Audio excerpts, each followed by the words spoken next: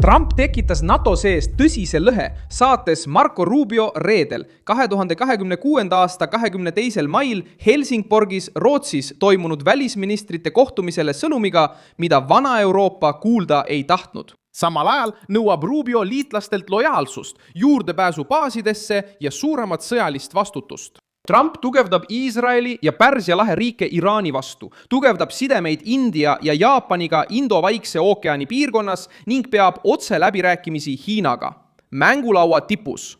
Just Sealsy fakt plahvatab NATO südames, sest Trump ei pea alliansist lahkuma, et selle vana loogika lahti harutada.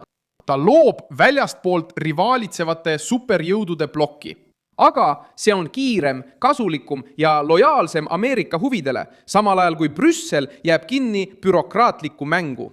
Kui Ameerika Ühendriigid valivad nüüd liitlasi nende panuse, jõu ja tulemuste järgi, siis mis jääb NATOst alles, kui Trump otsustab, et Euroopa on uues maailmakorras muutunud surnud kaaluks? Ja kui Trumpil on juba Iisrael, Pärsia lahe riigid, India, Jaapan ja Hiina laual, siis miks peaksid Ameerika Ühendriigid ikka veel sõltuma vanast Euroopa NATOst? Mis saab NATO lõpuks? Paljud inimesed usuvad endiselt, et CNBE, Instagrami konto või isegi veebilehe domeen tagab juba ettevõtte nime kaitse, aga see ei tööta nii. Tõde on lihtne.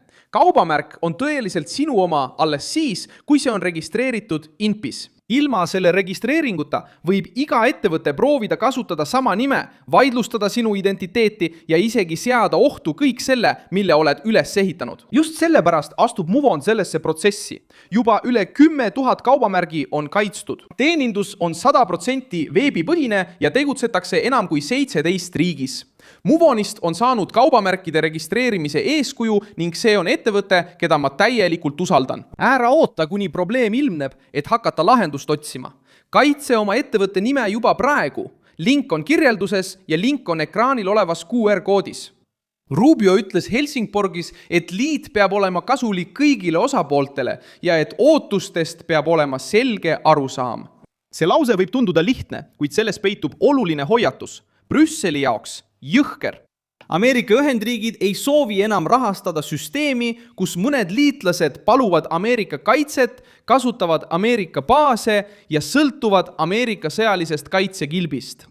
Kuid tõmbuvad tagasi, kui Washington tõsise kriisi ajal tegelikku toetust nõuab. See avaldus tehti enne NATO liidrite tippkohtumist, mis on kavandatud selleks aastaks Ankarasse, Türgisse.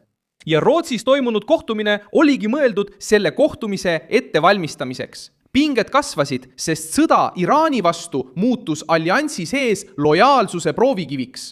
Reutersi andmetel kritiseeris Rubio riike, kes ei lubanud oma territooriumil baaside kasutamist. Riigid tahavad rohkem Ameerika kaitset. Ta küsis, miks jääb üks riik NATOsse, kui ta keelab sõja ajal Ameerika Ühendriikidele juurdepääsu? See ongi see punkt, mis paljastab lõhe. NATO tahab Ameerika tuge Venemaa vastu, kuid osa Euroopast ei taha kanda poliitilist hinda, kui Trump otsustab tegutseda Lähis-Idas. Trump kasutas seda võimalust, et näidata, et Ameerika prioriteedid on muutunud. Selle asemel, et käsitleda NATOt kui maailma julgeoleku absoluutset keskust, nihutab ta fookuse paindlikumale, otsesemale ja Washingtonile kasulikumale võrgustikule. See võrgustik ei sõltu pikkadest kõnedest Brüsselis. Uus blokk ei ole ametlik organisatsioon, millel on peakontor ja lipp. See avaldub praktikas. Kui Pärsia lahe riikide juhid helistavad Washingtoni, Iisrael avaldab Iraanile survet, India saab sõjalist toetust, Jaapan suurendab oma kaitsevõimet ja Hiina istub laua taha, et Trumpiga läbi rääkida. Poolast on saanud selle uue loogika eeskuju. Trump lubas saata Poola territooriumile veel 5000 Ameerika sõdurit ja põhjendas seda otsust suhtega president Karol Naurochiga. See ei tundu olevat automaatne kogu Euroopa kaitsmine. See tundub olevat otsene poliitiline valik. Need, kes on joondunud, saavad tähelepanu. Need, kes takistavad Ameerika päevakorda, kaotavad positsiooni. Euroopa võttis seda sammu üllatusega, sest mõned nädalad varem oli ebakindlus Ameerika vägede väljaviimise suhtes mandrilt. Sõnum on tugev. Trump ei ole seotud vana NATO kaardiga. Ta valib ise, kuhu jõudu paigutada. NATO kohtumine ise näitas seda tähelepanu. organisatsioon teatas, et ministrid kogunesid Helsingborgis 21. ja 22. mail, et lõpetada Ankara tippkohtumise ettevalmistused. Mark Rutte nõudis, et liitlased täidaksid kohustust tõsta kaitsekulutused 5%-ni SKP-st aastaks 2035. See fakt näitab, et Euroopa püüab mahajäämust tasa teha. Aastakümneid on paljud Euroopa valitsused harjunud rääkima kollektiivsest kaitsest, kuid jätnud peamise arve Ameerika Ühendriikide kanda. Donald Trump ei aktsepteeri enam seda mängu kui kindlat reeglit. Samal ajal kui NATO püüab kahjusid piirata, tegutseb Trump teises suunas. Hiinas pärast tippkohtumist Xi Jinpingiga teatas Peking 200 Boeing lennuki ostmisest ja kavatsusest pikendada kaubanduslikku vaherahu Washingtoniga. Reuters teatas samuti, et Ameerika Ühendriigid lubasid kiipide müüki umbes 10 Hiina ettevõttele, kuigi tarned pole veel lõpule viidud. See näitab, et Trump kohtleb Hiinat kui rivaali, kuid samas ka kui suurriiki, mis peab Washingtoniga otse läbi rääkima. Tema jaoks ei ole maailm enam Euroopa bürokraatide juhitud tuba. See on jõumäng, ostmine, müümine, surve ja tulemus. Lähis-Idas muutub loogika samuti. Keskpunkt ei ole enam NATOs, vaid Ameerika Ühendriikide, Iisraeli ja Pärsia lahe monarhiate koostöös. Kui kriis Iraaniga teravnes, pöördusid piirkondlikud juhid Trumpi poole, et eskalatsiooni pidurdada ja survestasid teda, kuid ta suutis sellega hakkama saada. Uma saída pela negociação. Ei suutnud. See käitumine sobib kokku uudistega, mis ringlevad.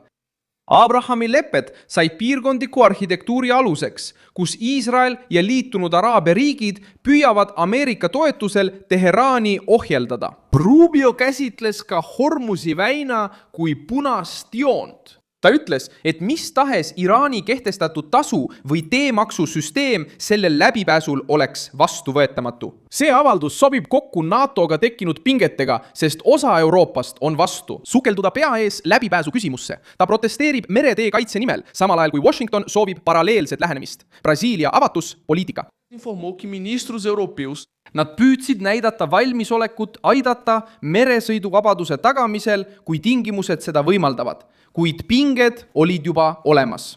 Indo-Vaikse ookeani piirkonnas on kõige olulisemaks sammuks sõjalise koostöö tihendamine India ja Jaapaniga. Ameerika Ühendriigid kiitsid heaks $428,2 miljoni suuruse abipaketi, et toetada India Apache koptereid ja haubitsaid. Selline kokkulepe ei muuda New Delhit Washingtonile alluvaks, vaid loob tugeva sõjalise silla piirkonnas, kus Hiina mõju üha kasvab. Trump mõistab, et India soovib autonoomiat ning seetõttu pakub ta koostööd ilma, et nõuaks täielikku allumist kõigis küsimustes. Jaapan kiirendab samuti oma sõjalist ümberkujundamist. Ameerika Ühendriikide kaubandusministeerium registreeris, et Tokyo kiitis 2026 eelarve aastaks heaks rekordilise kaitse-eelarve, mis on umbes $58 miljardit ehk 9,04 triljonit jeeni. See on 14. järjestikune aastane kasv. Jaapan jätab selja taha varasema piiratud sõjalise hoiaku ja astub aktiivsema kaitsefaasi, olles otseselt mures Hiina ja Põhja-Korea pärast. See on see hammasratas, mis tabab NATO kõige tundlikumat kohta. Trump ei kurda lihtsalt, ta räägib Euroopa kulutustest. Ta näitab, et on olemas teisi suurriike, kes on valmis Ameerika Ühendriikidega eesmärgipärasemalt koostööd tegema. India toob kaasa rahvastiku, turu ja strateegilise positsiooni.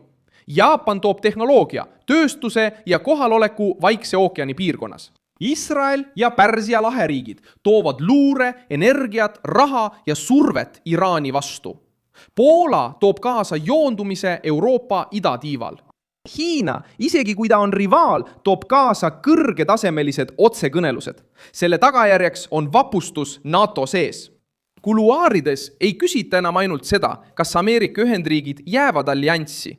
Tänane kohtumine Rootsis on selle uue ajastu termomeeter. NATO soovib jõuda Ankara tippkohtumisele ühtsuse muljega, kuid Trump sunnib iga liitlast oma panust näitama.